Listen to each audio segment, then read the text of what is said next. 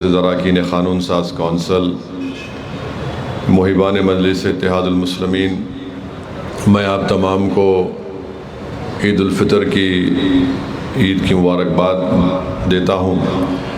और जिन हज़रात ने, जिन खुशकिस्मत हज़रात ने माह मुबारक रमज़ान में अल्लाह ने हम सब को रोज़ा रखने की तौफ़ीक़ अता फ़रमाई, हमने उस माह मुबारक में रोज़े के साथ साथ कुरान की तिलावत भी की, मस्जिदों को आबाद रखा, खैरात और सदक़ात हमने अदा करने का अल्लाह ने मौका इनायत फ़रमाया, ज़कात भी हम लोग निकाल रहे हैं। तो मेरी आप तमाम से गुजारिश है कि बहैसियत मजलिस इत्तेहादुल मुस्लिमीन के एक रुकन के अरकान के हमारी ये कोशिश होनी चाहिए कि हम एक बेहतरीन मिसाल अवामुन्नास के सामने पेश करें और आने वाले इस 11 महीने में भी हम अपनी दीनी वाबस्तगी को और मज़बूत करें और अपनी इबादतगाहों को आबाद रखें। और जिस तरीक़े से हमने गरीब और भूखे और मिस्कीन हज़रात की हमने मदद करने की कोशिश की, हमारा रवैया, हमारी कोशिशें आने वाले साल के 11 महीने में इसी तरीक़े से हमको तमाम गरीब लोगों की बिला लिहाज मज़हब मिल्लत उनकी खिदमत और उनकी मदद करना, ये हम तमाम के लिए ज़रूरी है। सिर्फ़ हम रमज़ान की हद तक अपने मोहब्बत और किरदार के ज़रिए जो हमने दुनिया और अल्लाह के सामने हमने जो मेहनतें की, उसको आने वाले साल के 11 महीने में हम भी उसको जारी और सारी रखें। दूसरी अहम बात जिसका ज़िक्र अभी मजलिस के मौजूद अरकान असम्बली ने किया कि अप्रैल के महीने में हो सकता है कि election commission of India Telangana रियासत में SIR के काम का आगाज़ करेगी। अल्हम्दुलिल्लाह मरकज़ी दफ्तर दारुस्सलाम में यहाँ पर एक काउंटर खोला गया जिसमें तेलंगाना के पूरे असम्बली के हल्क़े-जात की वोटर लिस्ट मौजूद है और SIR होगा 2002 की वोटर लिस्ट की बुनियाद पर। जिस किसी का नाम 2002 की वोटर लिस्ट में है और उनका नाम 2024 के पार्लियामेंट के वोटर लिस्ट में मौजूद है, तो उससे उनके नाम की शमूलियत नए वोटर लिस्ट में आसानी से हो जाएगी।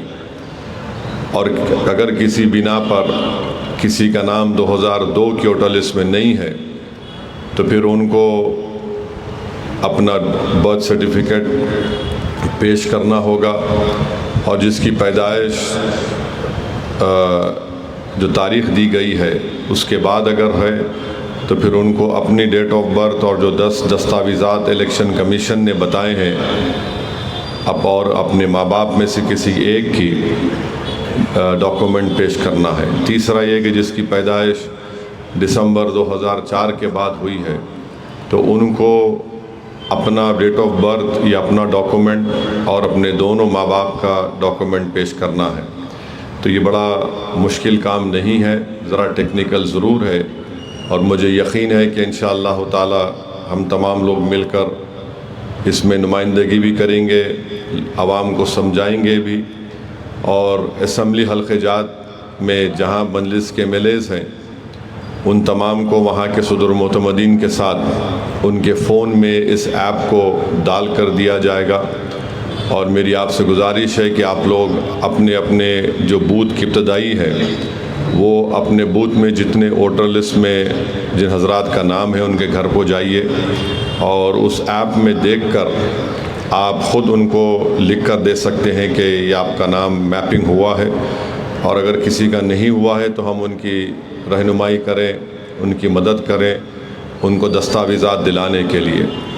क्योंकि तेलंगाना की हुकूमत ने अपनी हुकूमत बनने के 2 साल वो मुकम्मल हो रहे हैं, उस सिलसिले में उन्होंने एक 100 दिन का प्रोग्राम दिया है।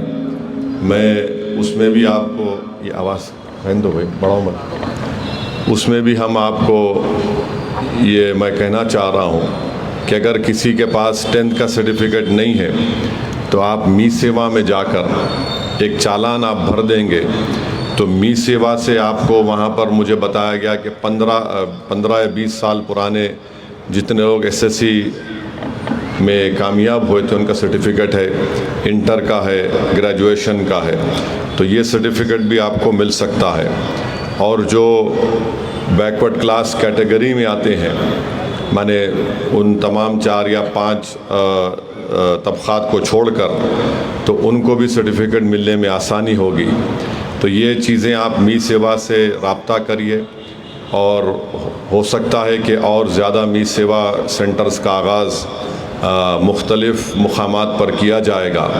तो कोशिश हमको ये करना है कि किसी का भी नाम ना छूटे, जो जेन्युइन नाम है, और हमारी कामयाबी यही होगी कि हम उन तमाम वोटर्स का नाम SIR में शामिल करवाएं।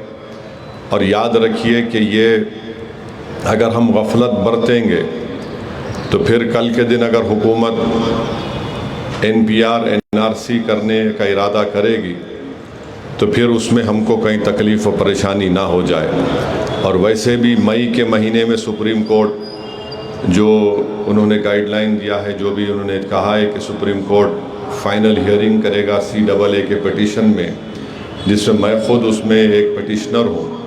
तो इन तमाम चीज़ों को सामने रखकर हमको एक मेहनत करने की ज़रूरत है। और मेरी गुजारिश है कि तमाम MLAs साबिक़ा अरकान बल्दिया भी ज़मीन पर रहे। ये नहीं कि हम सिर्फ बोल दिए, मैं आपको बोल दिया आप देख लो, बल्कि हम अगर पूरे हम लोग इज्तिमाई तौर पर मेहनत करेंगे, जिस तरीक़े से हम इलेक्शन में मेहनत करते हैं, पैदल दौरे कर कर आवाम से रब्ता करके, तो हमको उसी तरीक़े से अगर हम मेहनत करेंगे तो एक तो हमारे इब्तदाई के सदर मोतमद अरकान में उनके हौसले बुलंद रहेंगे, उनको भी खुशी होगी और उनको फ़िक्र भी होगी कि हमारे पीछे कोई ज़िम्मेदार मेहनत कर रहे हैं। तीसरी बात यह है कि बल्दिया का greater Hyderabad municipal corporation, Malkajgiri का म्यूनसिपल कॉरपोरेशन और तीसरा सैबराबाद म्यूनसिपल कॉरपोरेशन का क़याम अमल में लाया गया है। तो उसके भी इंतखाबात इस साल में हो सकते हैं। तो इसलिए बहुत ज़रूरी है कि हम तमाम इन तीनों म्यूनसिपल कॉरपोरेशन में हम लोग मुतहरिक रहें, अपने इब्तदाइयों को मजबूत करें, रुकने साजी करें। और हमारी कोशिश ये होनी चाहिए कि ज़्यादा से ज़्यादा, बल्कि सबसे ज़्यादा इंशाअल्लाह ताला अरकान बल्दिया मजलिस इत्तेहादुल के मुंतखब होकर आएँ और हम अपना मेयर इंशाअल्लाह यहाँ पर बनाने की पूरी कोशिश करें। चौथी बात यह है कि हम अज़ान के लिए रुक चुके हैं तो मैं अपनी बात को जारी रखूँगा। चौथी बात यह है कि असम्बली के इंतखाबात होने जा रहे हैं और मजलिस इत्तेहादुल मुस्लिमीन ने ये फ़ैसला लिया है कि मग़रबी बंगाल में हुमायूं कबीर साहब की जो पार्टी है उनके साथ मजलिस इत्तेहादुल मुस्लिमीन एक अलायंस करेगी और मजलिस के उम्मीदवार उस अलायंस का हिस्सा बनकर हम मग़रबी बंगाल के इलेक्शन में हिस्सा लेंगे। हमारी कोशिश यही है कि मजलिस इत्तेहादुल मुस्लिमीन को मजबूत किया जाए, हमारी आवाज़ को मजबूत किया जाए, हमारे नुमाइंदे मुल्क के कोने कोने में कामयाब होकर बेबाक तरीक़े से ऐवान असम्बली में गरीब और मज़लूम आवाम की आवाज़ को उठाए। और आप जानते हैं कि मग़रबी बंगाल में पिछले 15 साल से वहाँ पर 3 मरतबा के वज़ीर आला हैं मोहतरमा ममता बनर्जी साहिबा। आपको जानकर हैरत होगी और ताज्जुब होगा कि क़रीब 30% वहाँ पर मुस्लिम अक़लियत की आबादी है और 5 लाख के क़रीब बैकवर्ड क्लास के सर्टिफिकेट को कैंसिल कर दिया गया, जिसमें ज़्यादातर मुसलमानों के बैकवर्ड क्लास सर्टिफिकेट हैं। बहुत से नाइंसाफ़ियों की कहानियाँ और दास्तानें भी हैं जो ये लोग सिर्फ सेकुलरिज़म के नाम पर वोट तो हासिल करते हैं, मगर जहाँ पर मजलिस हिस्सेदारी की बात करती है, जहाँ पर मजलिस शराकतदारी जमहूरियत की जो बात हमारे बुज़ुर्गों ने की थी उसको अमल करने का मुतालबा करती है, तो इनको बड़ी तकलीफ़ हो जाती है। तो ये बात भी, क्योंकि ये अवामी जलसा नहीं है, ये मजलिस इत्तेहादुल मुस्लिमीन के अरकान का एक ईद मिलाद की तक़रीब है, मैं ये ज़रूरी समझा कि आपके सामने भी इस बात को रखूं। और शायद बहुत से लोग आप नहीं जानते होंगे कि मालदा में जब पंचायत का इलेक्शन हुआ था, उस मालदा में मजलिस को 60,000 वोट मिले थे। तो ऐसा नहीं है कि मजलिस वहाँ पर मेहनत नहीं कर रही है। पिछले बार भी हम लोग 5 या 6 सीट पर इलेक्शन लड़े थे। अभी भी हमारी कोशिश ये है कि हम लोग इन्हीं सीटों पर या जहाँ पर भी बातचीत होगी उनसे उसको तय करके अप्रैल 23 और 26 को 2 मरहले में वहाँ पर इलेक्शन है। तो ये हमारी कोशिश होगी और आप अल्लाह से दुआ भी करिए कि हम लोग अपनी इस कोशिश में अल्लाह हमको कामयाब और कामरान करे और मगरबी बंगाल के असम्बली में भी मजलिस इत्तेहादुल मुस्लिमीन के उम्मीदवार कामयाब और कामरान होकर जाएं। तो मेरी आप तमाम से दरख्वास्त है कि SIR और आने वाले बल्दी इंतखाबात के सिलसिले में हम तमाम को मुतहरिक रहने की ज़रूरत है और सही तरीक़े से हमको काम करते हुए आगे बढ़ने की ज़रूरत है। बहुत सी चीज़ें हैं जो इंशाअल्लाह ताला वक्तन फ़ौक़तन आप तमाम लोगों को बताया जाएगा, मगर सबसे अहम काम हमारे सामने ये है कि SIR का है। आप देख रहे मगरबी बंगाल में हुकूमत है वहाँ पर TMC की, और अभी भी 50 से 55 लाख लोगों के नाम उनका कोई किसी को पता ही नहीं है कि उनको वोट डालने का इख्तियार मिलेगा या नहीं मिलेगा इस इलेक्शन में। अब ये तमाशे वहाँ पर हो रहे हैं। तो मेरी आप तमाम से गुजारिश है कि हम लोग इसको देखें। 5 लाख जो OBC सर्टिफिकेट थे उनको कैंसिल कर दिया गया। दूसरी तरफ मरकज़ी हुकूमत के तहत जो कौमी बैकवर्ड क्लास कमीशन है, उन्होंने भी मरकज़ी हुकूमत को एक लेटर लिख कर दिया कि 30 या 32 मुसलमानों की जो बरादरियां हैं जिनको सेंट्रल OBC लिस्ट में शामिल किया गया, उनको भी निकाल दिया जाए। तो यानी एक तमाशा बना हुआ है कि किसी भी तरीक़े से जो मुसलमान समाजी इक़्तिसादी तौर पर पसमानदा है उसको उसका हक़ ना मिले। तो ये कोशिशें हो रही हैं। तो हमको और आपको मिलकर इस पर काम करना है। और मैं आपको बता रहा हूँ कि ये जो गैस की क़िल्लत है ये बढ़ने वाली है। आज आप देखते हैं कि कमर्शियल लोगों के लिए गैस का सिलेंडर मिलना एक ऐसा दिख रहा है कि कमर्शियल लोगों को सिलेंडर मिलना तो एक ख़जाना मिलने के बराबर है। और अफसोस की बात यह है कि हमारे मुल्क के वज़ीर आज़म मेरे को लगता है कि 2029 तक दुनिया के पूरे मुल्कों का दौरा कर चुके होंगे, कोई नहीं बचा अब तक। जहाँ देखो आप चले गए। अब ये 11 साल में आप देखिए कि एक चीज़ होती है स्ट्रेटेजिक पेट्रोलियम रिज़र्व, माने अगर कभी क़िल्लत हुई तो वो स्ट्रेटेजिक पेट्रोलियम रिज़र्व को इस्तेमाल किया जाता है। और हमारा जो क्रूड ऑयल का जो स्ट्रेटेजिक पेट्रोलियम रिज़र्व है एक विशाखापट्टनम, बेंगलुरु और पडूर में है, वहाँ पे सिर्फ 9 से 10 दिन का स्ट्रेटेजिक पेट्रोलियम रिज़र्व है। और LPG और LNG के लिए कोई नहीं है मैकेनिज़्म, कोई मैकेनिज़्म नहीं है। यानी LPG और LNG का कोई वहाँ पर मैकेनिज़्म नहीं है। IEA बोलता है कि कम से कम 90 दिन का स्ट्रेटेजिक पेट्रोलियम रिज़र्व होना चाहिए। अगर आप OMC कंपनीज़ को मिला लिए तो कुछ 70 या 75 दिन होते हैं। तो 11 साल से इन्हों क्या कर रहे नहीं मालूम। ख़ुद पार्लियामेंट की स्टैंडिंग कमेटी ने कहा कि फ़ेज़ 2 जो है SPR का चांदीखोल और पडूर में 2021 में मंजूर हुआ था और ये पूरे के पूरे काम शुरू नहीं हुए। अब आप जानकर हैरत करेंगे कि भारत का जो एनर्जी डिमांड है 22 मिलियन बैरल ऑयल हर दिन 2024 में हम इस्तेमाल करते थे। कितना? 22 मिलियन बैरल ऑयल। अब वो बढ़ के वो 2050 में बढ़कर 43.6 मिलियन हो जाएगा। अब आप बताइए, अगर इतना डिमांड होगा और हमारे पास रिज़र्व ही नहीं है रखने के लिए, ना हम नई जगह बना रहे हैं, तो कहाँ पर कैसे उस डिमांड को हम पूरा कर सकेंगे। और ये बीजेपी की मोदी की हुकूमत 11 साल 12 साल से है। आप कहाँ से गैस खरीद रहे? सऊदी अरब, क़तर, यूएई, कुवैत, ये सबसे ज़्यादा एलपीजी इंपोर्ट यहाँ से होता। और कहाँ से आता? स्ट्रेट ऑफ हॉर्मुज से आता। अब स्ट्रेट ऑफ हॉर्मुज पे ईरान बोल दिया कि जो हमारे साथ है उनको उनकी कश्ती, नहीं तो दूसरे जाओ। आप दूसरे ममालिक से क्यों नहीं करें भाई? आप सारी दुनिया जानती कि उस स्ट्रेट ऑफ हॉर्मुज में कभी भी वहाँ पर कुछ हो सकता है। और आप तो विश्व गुरु बनना चाह रहे। आप बोल रहे मैं वही देख लिया, मैं वो देख लिया। 2024 के पार्लियामेंट के इलेक्शन में नरेंद्र मोदी ने कहा कि मैं तो अजीब, मैंने उन्हें वही बोल दिया कि मैं ऐसा पैदा हुआ था, वैसा नहीं पैदा। अरे भाई आप कुछ भी होंगे।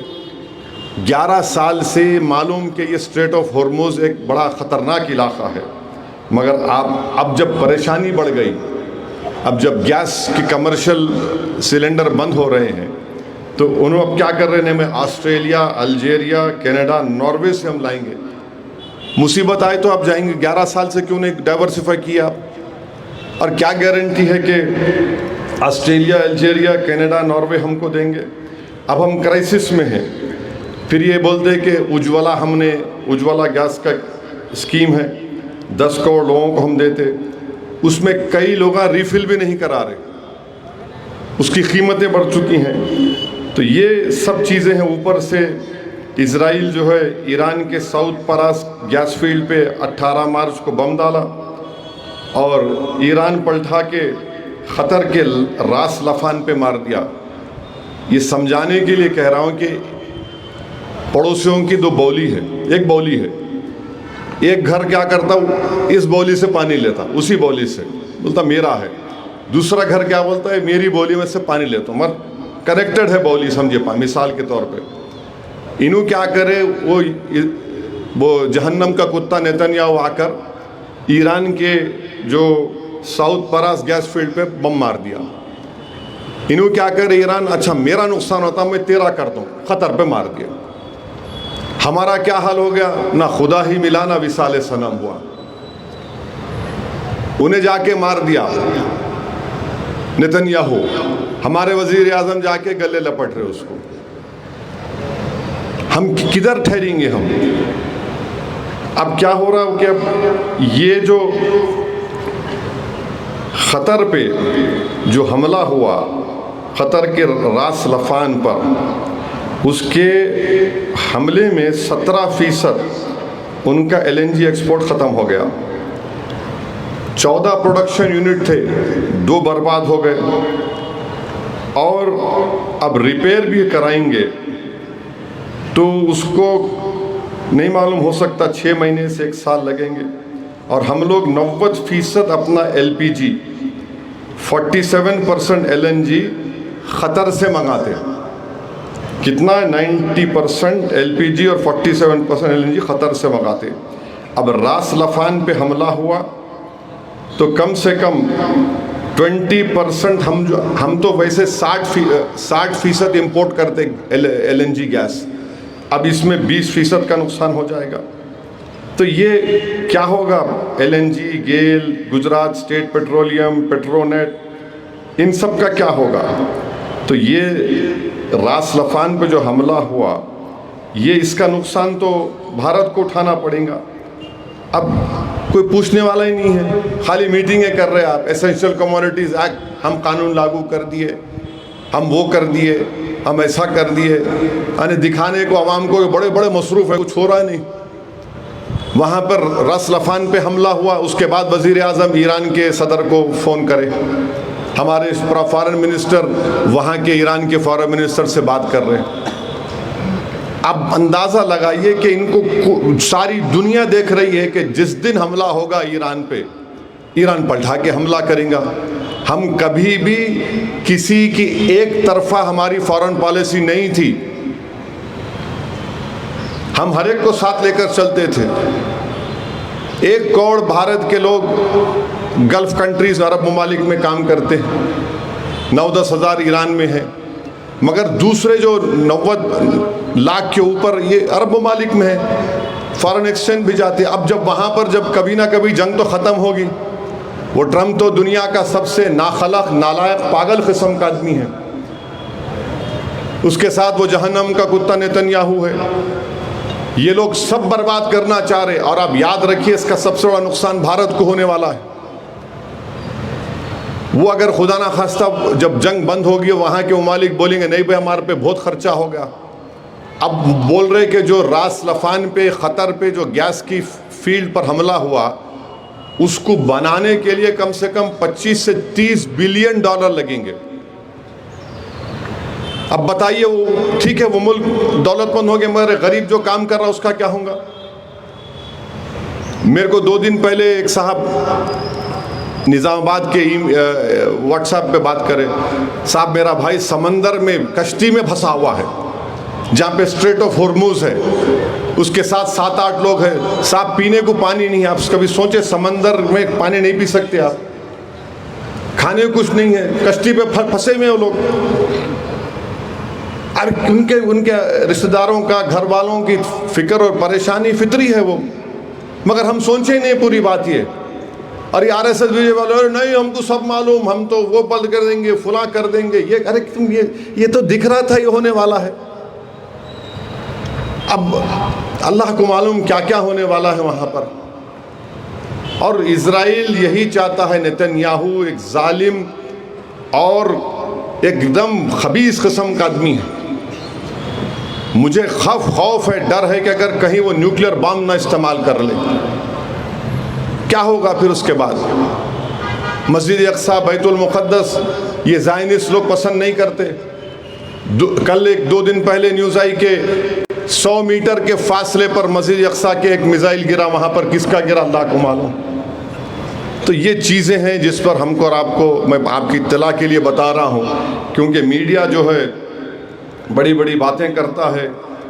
2 किश्तियाँ निकाले, मीडिया पूरा बाजा बजा, दो किश्तियाँ आ गए। आपको मालूम 2 किश्तियों में कितनी गैस थी? 1.5 दिन की गैस थी खाली 1.5 दिन की गैस। और इन्हों अपना गैस निकाल रहे टीवी पे बैठ के, ओ वैसा कर दिए पप्पा जी हमारे।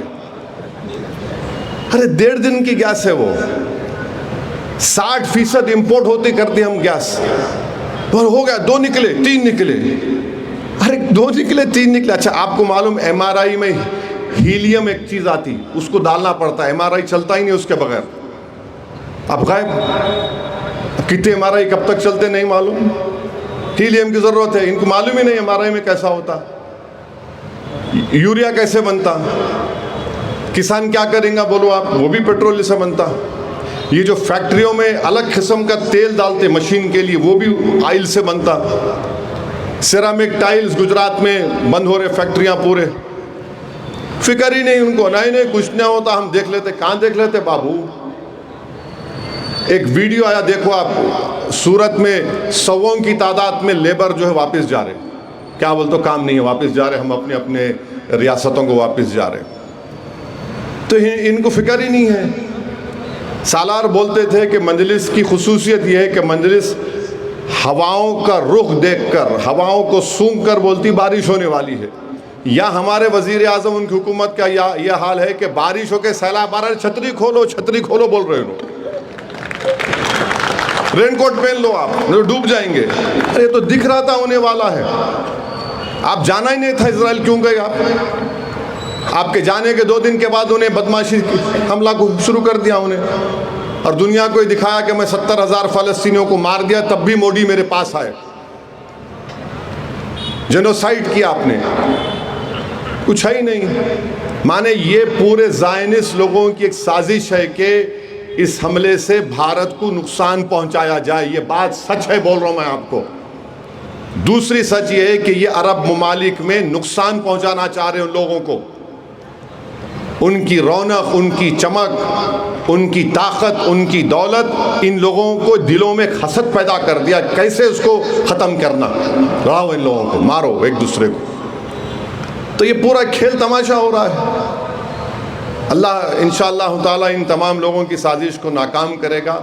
हम अपनी हुकूमत से मुतालबा करते कि आप फ़लस्तीनियों के कास पर जमे रहिए, और हर मुल्क से हमारे ताल्लुकात अच्छे होने चाहिए। आप क्यों नहीं बोलते कि अमेरिका ने गलत इक़दाम किया, वो 150 स्कूल के बच्चे मारे गए, गलत है बोलिए, गलत है बोलिए ना।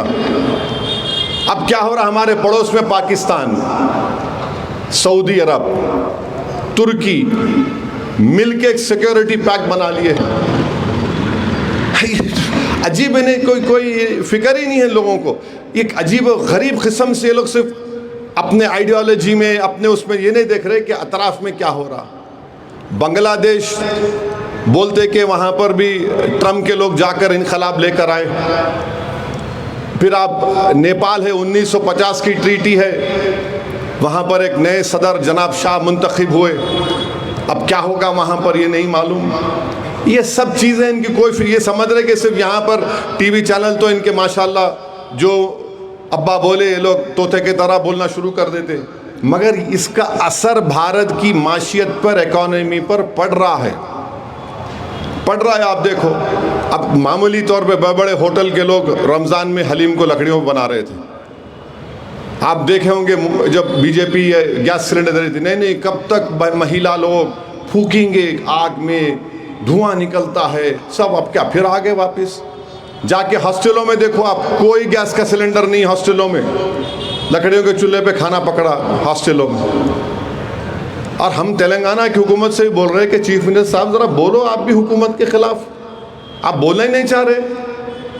बोलो उन लोगों के बारे में क्या तमाशा हो रहा है यहाँ पर।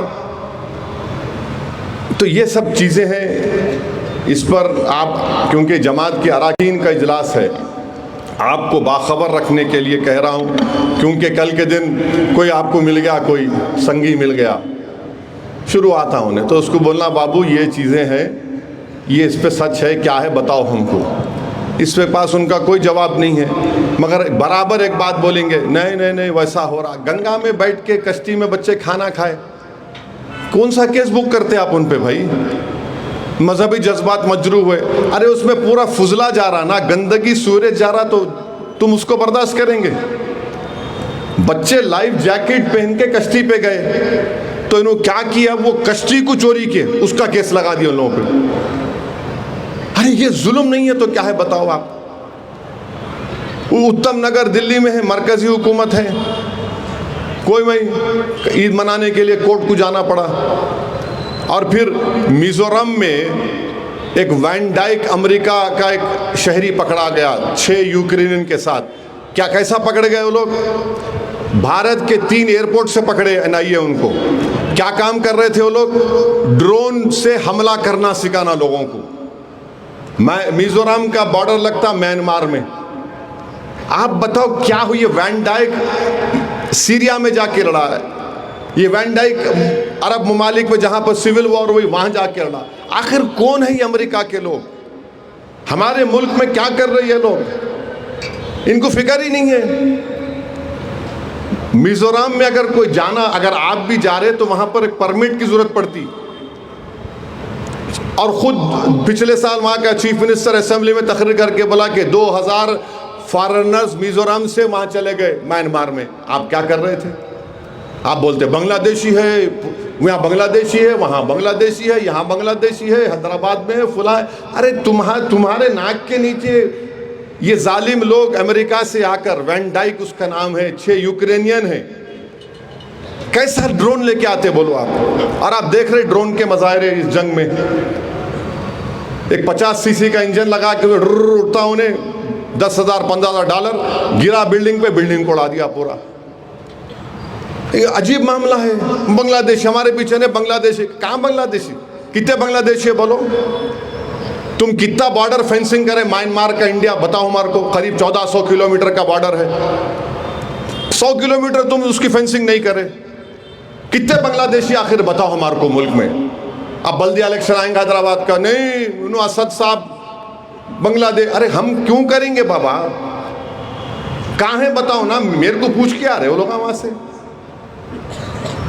अगर आ रहे तो आप लोग क्या कर रहे? हुकूमत आपकी, बादशाह सलामत दिल्ली में बैठे हुए हैं, क्या कर रहे भाई? उन्होंने आपकी हुकूमत क्या कर रही है? आप आएंगे देखो, अब बांग्लादेश शुरू होता, अब बंगाल का इलेक्शन हो रहा, बंगला। अच्छा कहाँ से आ रहे भाई वो लोग? BSF है, ITBP है, क्या हुआ? जो कोई जिक्र नहीं है। नहीं, आतंकवाद बढ़ रहा। अरे आतंकवाद बढ़ रहा तो दिल्ली में सुसाइड बॉम्बर कैसे आया? 40 किलो एक्सप्लोजिव लगा के आया उन्हें। ये दूसरा सुसाइड बॉम्बिंग है इंडिया में। एक हुआ था हैदराबाद में टास्क फोर्स ऑफिस में, आपको याद होगा, हैदराबाद में टास्क फोर्स ऑफिस में हुआ था। अभी दूसरा हुआ। क्या कर रही थी भाई आपकी दिल्ली की पुलिस, हरियाणा की पुलिस, कश्मीर की पुलिस? वो गलती से, ये वहाँ के चीफ मिनिस्टर बोले कश्मीर के कि एक बच्ची की, एक जिस पे इल्ज़ाम लगा दहशतगर्दी का, दिल्ली के ब्लास्ट का, वो एक एक्यूज से इश्क करती थी, तो उन्होंने जो है उसको इश्क में दगा दे दिए। तो उन्हें गुस्से में आके जाके बोली, इन्हें देखो ये फर्टिलाइज़र का जो आता है वो जमा कर रहा, बम ब्लास्ट बनाने वाला है। तो इनको मालूम हुआ। कैसे निकल गया भाई आपके हाथ से वो आदमी? चांदनी चौक कैसे पहुंचा बताओ? कौन जिम्मेदार है उसका? हम बोल रहे आपको पाकिस्तान हमको चैन से जीने नहीं देगा, मगर ये कैसा ये ग्रुप बन गया? इंटेलिजेंस ब्यूरो क्या कर रही है? उनकी नाकामी नहीं है। आप फ़ोन सुनते, मेरा सुनो, मेरा फ़ोन, मेरे फ़ोन सुनने से कुछ मालूम नहीं था, ना मेरे को दूसरी बीवी है, ना कुछ गलत कामा करता हूँ मैं, कुछ भी नहीं मिलेगा आपको। उल्टा आपको नसीहत मिलेंगे। हो सकता है कि आप मेरे फ़ोन के बातें सुन के कभी ना कभी ज़िंदगी में मरने से पहले कलमा पढ़ लेंगे, और कुछ भी नहीं मिलता आपको। मेरे को कुछ शौक ही नहीं है, और आप इतने बातें सुनेंगे तो आपको तकलीफ भी होंगी। मैं कितना बात करता हूँ फ़ोन पे हुकूमत के ख़िलाफ़। कौन जिम्मेदार है इसका? बताओ ना भाई, जो दिल्ली का बॉम्ब ब्लास्ट हुआ, कौन जिम्मेदार है उसका? हम बोल रहे पाकिस्तान गाइडेड है, ये पाकिस्तान पूरा इसमें इन्वॉल्व है। वहाँ के टेरर ग्रुप्स, चाहे वो LET हो या जो भी उसका नाम हो, कुछ तो अकाउंटेबिलिटी होनी चाहिए ना। नहीं, इन्हों कर रहे, इनकी वजह से हो रहा, उन्हों कर रहे। कब तक आप हुकूमत कर रहे? आप जवाब दो, इसका कोई जवाब नहीं है। अच्छा, सोशल मीडिया पे किसी मज़हब के खिलाफ आप लिख दिए तो पुलिस को क्या करना पड़ता? दिल्ली में अब यूट्यूब का एक आदमी बैठा हुआ है, अरे हर रियासत में उसको बिठा हुआ, क्योंकि सोशल मीडिया में अगर कोई बदतमीज़ी की गुफ्तगू किसी भी मज़हब के ख़िलाफ़ अगर कोई करता है, चाहे इस्लाम हो, हिंदुइज़्म हो, या फिर ईसाइयत हो, या हमारे बौद्ध मज़हब का हो, आप हर बड़ी रियासत में बिठाओ ना उसको। एक तकर्रुर करो कि नहीं बैठेगा। मीटी का जो हमारे इंफॉर्मेशन टेक्नोलॉजी के और वज़ारत दाखिला के लोग हैं, बिठाओ। आप हर रियासत में बिठाओ, हर हैदराबाद में बिठाओ, बेंगलुरु में बिठाओ, बड़े बड़ी मुंबई में बिठाओ। सिर्फ दिल्ली में बैठा हुआ है उन्हें। अब उसको दिल्ली को मिला के बोलना, अरे मियाँ अजी हज़रत ये फुल आया, उन्होंने बेचारे उठते सोते करे, अब तक पूरा फैल गया, लाखों करोड़ लोगों के चला गया, डैमेज हो गया। तो ये प्रैक्टिकल चीज़ें हैं जो इस पर हुकूमत को तवज्जो लेने की ज़रूरत है। और पाकिस्तान इजराइल का छोटा भाई है, ना उन्हें चैन से जीने देता अपने पड़ोस के लोगों को, ना इन्हें जीने देते। तो इनका एक मकसद एक ही है कि तबाही और बर्बादी लेके आना, हर जगह तबाही और बर्बादी लेके आना। आप देख लो, आप नुकसान किसका हो रहा, वहाँ पर किसका नुकसान हो रहा, कौन बर्बाद हो रहा, कौन मारे जा रहे, इन बैनुल अक़वामी क़ानून की धज्जियाँ उड़ाई जा रही हैं। हम लोग कुछ नहीं बोल सक रहे, हम ना मजम्मत कर सक रहे, ना। अरे ये अजीब इनकी फॉरेन पॉलिसी है। किसी से इश्क करे तो इश्क करे बोल के बोल भी नहीं सकते, किसी से नफरत करे तो उससे बोल भी नहीं सकते, नफरत करता हूँ मैं तुम्हारे से। अजीब मामला है। ब्रिक्स की जिम्मेदारी हमारे पे है। अब ब्रिक्स का समिट होने वाला है, UAE के लोग आएंगे, ईरान के लोग आएंगे, तो कैसा करेंगे? आप गले मिलते जाके उनसे हाथ पकड़ के कर सकते? नहीं कर सकते। तो ये चीज़ें जो है, ये बीजेपी RSS को सोचना चाहिए। आप जो नेशनलिज्म का ड्रामा करते ना, वो नेशनलिज्म ये नहीं है कि गरीब परेशान हो जाए, ना उसको यूरिया की कमी होगी। अरे पूरा मेवा आप देखो, आज ये हमारे तरबूज खरबूज की कीमत देख लो आप, गिर गई पूरा। चावल, बासमती चावल की कीमत गिर गई। क्यों? जा रहा ही नहीं चावल बाहर कहीं भी। रमज़ान में चावल जाता, पूरे फ्रूट्स जाते थे, बम्बई के पोर्ट पे सड़ रहे। शोलापुर के किसान परेशान हैं, मगर कोई बम्बई के थिएटर में बैठ के कोई बोलता कसम खाओ मुसलमानों से कुछ नहीं खरीदेंगे। खा लो कसम, क्या होने वाला है? अब तुम खरबूज खाओ, संतरा खाओ, केला बचा तुम ला के खिलाओ इन लोगों को, मुंह खोल के ठोस के खिलाओ केला, उसके मुंह में डालो तो बोला था तू खा। नहीं, कुछ नहीं, नुकसान किसान का हो रहा ना, वो कोई मजहब का हो दो। कर्ज़े लेकर किसान अपने ज़राअत करते, फसल को निकालते, मगर फ़िक्र ही नहीं है, कोई फ़िक्र नहीं है। तो ये सब चीज़ें मुल्क में हैं। तो बहरहाल मैं आपको बाखबर करने के लिए ज़्यादा वक्त लिया हूँ। बलाला साहब माशाल्लाह इंतज़ाम किए हैं हलीम का और शीर खुरमे का, आप लोग ज़रूर उसको खाकर जाइए और इंशाअल्लाह ताला हम लोग मिलकर जो आने वाले चैलेंजेस का हम लोग पूरी तरीक़े से मिलकर उसका सामना करेंगे और हैदराबाद को फ़िरक़ा परस्ती के जहर से बचा के रखेंगे। माशाल्लाह आप लोग चले गए, आप भी जाइए।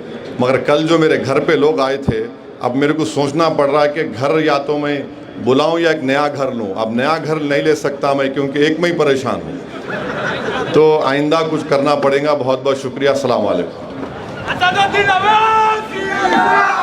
इत्तेहाद मुस्लिमीन की जानिब से आप तमाम शुरा का